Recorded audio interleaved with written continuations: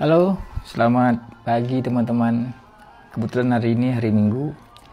Setelah bangun pagi, sholat subuh, olahraga dan melakukan aktivitas seperti biasa, keinginan untuk melanjutkan VT ini lagi. Kita akan membahas VT yang keempat ini tentang setelah kita mengetahui bahwa kita di Indonesia dua hal itu tadi ya belum, asam lambung dan anxiety. Saya bicarakan itu dua aja lah yang berhubungan dengan lambung ya. Kalau saya bicarakan tentang saya bilang asam lambung, GERD, gastritis, dispepsia organik, non organik, psikosomatis, panic attack, anxiety disorder, dan depresi kan banyak ya. Kita simpulkan aja sedikit itu. Jadi, mengapa saya sampaikan dari VT yang kemarin terakhir itu bahwa kita harus didampingi oleh orang yang mengerti. Karena ini fase ini sangat penting sekali. Mengapa penting sekali? Karena pada saat kita sudah mengalami anxiety disorder, ini pikiran kita sudah kacau. Lambung kacau, fisik kacau, pikiran kacau. Apalagi orang yang tidak tahu dengan penyakit anxiety ini. Pasti kita nanti saat kita sudah namanya anxiety disorder, kecemasan berlebihan, pikiran kita udah kacau tuh. Sensasi udah masuk banyak itu. Sensasi, bermacam-macam sensasi tuh. Kakinya mulai dingin, napasnya mulai sesak, pandangannya mulai kabur, bermacam-macam nanti sensasi yang datang. Nanti pasti berpikiran apakah sakit kepala ini, ada masalah kanker, atau mata buram, atau sakit mata, telinga berdenging, atau sakit di telinga, sulit menelan hati-hati. Itu udah mulai mencampur adukkan dari fokus kita. Padahal diagnosa kita dari awal sudah disampaikan bahwa ini adalah lambung, masalah lambung. Tapi karena dari datangnya anxiety, kepikiran yang lain, sensasinya datang bermacam-macam, jadi nggak fokus, hilang fokus. Ditambah lagi dengan lingkungan. Pada saat kita sampai di rumah dengan lingkungan yang tidak mengerti dengan kondisi kita, berhari-hari melihat kita tuh sendiri, menung, merasakan sensasi, kayak anak ini kenapa, kayak lebay kali, macam itu terlalu tertekan. Oke lah, sekarang kamu mahasiswa mungkin terbebani dengan tugas kuliah atau pergi ke kampus takut, atau mungkin yang sudah berkeluarga, seorang suami mungkin memikirkan pekerjaan dia sampai pekerjaannya jadi terganggu, di kantor juga ada sensasi-sensasi, atau seorang ibu rumah tangga atau di rumah ya mungkin tidak fokus untuk ngurus rumahnya karena memang kalau sudah anxiety dan fisik ini terganggu, lambung itu terganggu, memang bawaan itu pagi-pagi itu pasti sensasi awalnya pasti sangat-sangat mengganggu ya. Apalagi udah sampai sesak napas, perutnya kembung, sulit bersendawa, mual, wah segala macam itu tuh. Wah itu makanya saya bilang ini sangat-sangat penting sekali diketahui. Jadi faktor lingkungan ini juga sangat-sangat penting gitu.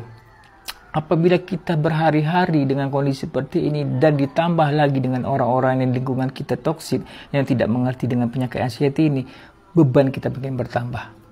Anxiety kita semakin bertambah, pemikiran kita kalut, kita nggak tahu arah kemana, mau sampaikan kemana lagi.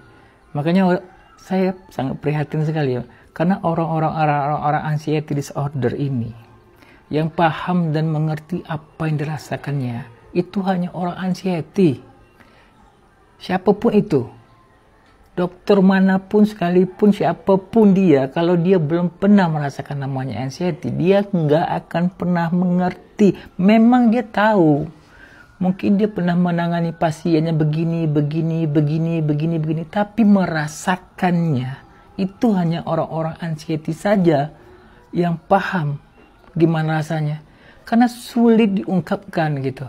Saya tidak mengatakan bahwa mereka itu istilahnya tidak paham, tidak mengerti. Mereka belajar, menangani segala macam. Tapi ini masalah merasakan.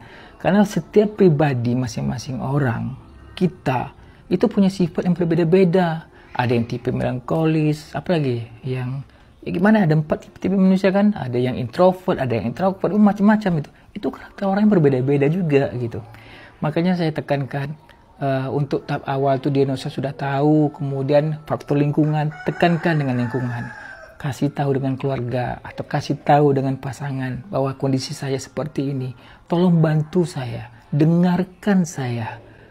Beri saya rentang waktu untuk menyelesaikan ini sebentar ya gitu.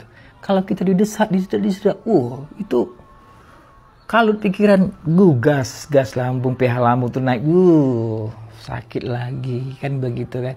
Maka itu pentingnya saya sampaikan keterus terangan kita. Jadi diri sendiri sampaikan kepada orang-orang terdekat, bantu saya ya untuk saat ini. Bantulah orang-orang anxiety ini. Mereka benar-benar bukan merekayasa. Bayangkan 1000 sensasi. Hari ini mungkin begini, besok lain, sensasinya lain lagi. Itu fase-fase nih. Saya bilang ini, saya mengatakan seperti ini fase nih, awal dari awal. Karena saya kan memang orang yang mantan penderita. Jadi saya tahu step by stepnya datang dari mana. Saya analisa, oh begini datang dari step di sini. Ini makanya saya bicara realita untuk teman-teman. Jadi teman-teman tuh lebih cepat. Jadi apabila sudah diagnosa, cepat penanggulangannya, enggak lama-lama. Jadi hal-hal yang toksik yang saya sampaikan ini, teman-teman nggak perlu pikirin. Karena pada pasien anxiety ini serangannya banyak pikiran itu nanti. Apalagi ditambah lagi ya, kalian zaman sekarang senang googling, searching segala macam, gitu. Aduh, menambah justru. Fokus, makanya saya bilang 1-2 bulan hasil diagnosa itu fokus ke obat lambung seperti yang dokter katakan. Jangan kemana-mana dulu. Kemudian lingkungan juga, lingkungan itu pengaruhnya sangat besar. Oh, kamu kayak gini ya, coba alternatif sana, coba alternatif sini, coba alternatif. Pikiran kamu bercabang-cabang. Maka daripada itu kalian fokus dulu 2 bulan dengan ketentuan dokter itu tadi.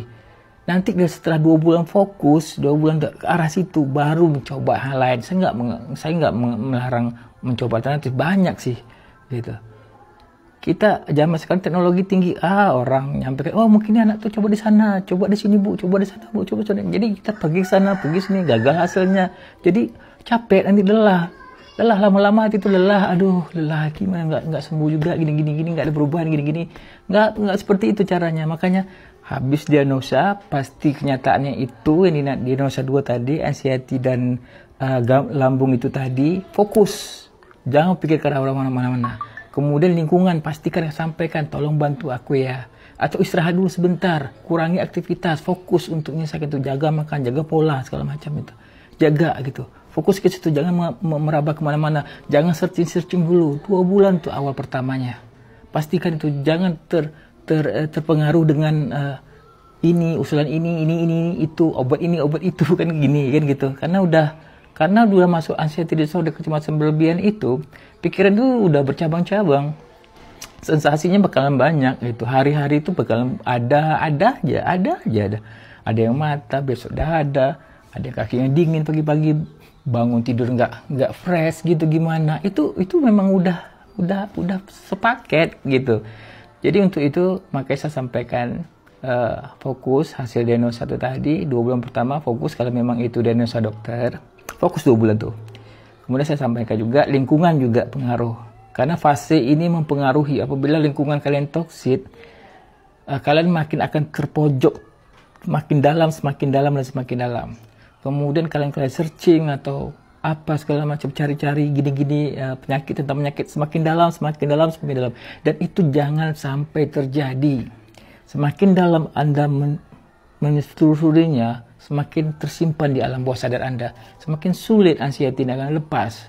Jadi makanya saya mengatakan seperti ini, saya menyimpulkan dari fase-fase yang saya alami, maka saya terangkan kepada kalian agar kalian tahu step by stepnya. Jadi jangan berbelok-belok, lurus, fokus ya, lebih cepat penyembuhannya.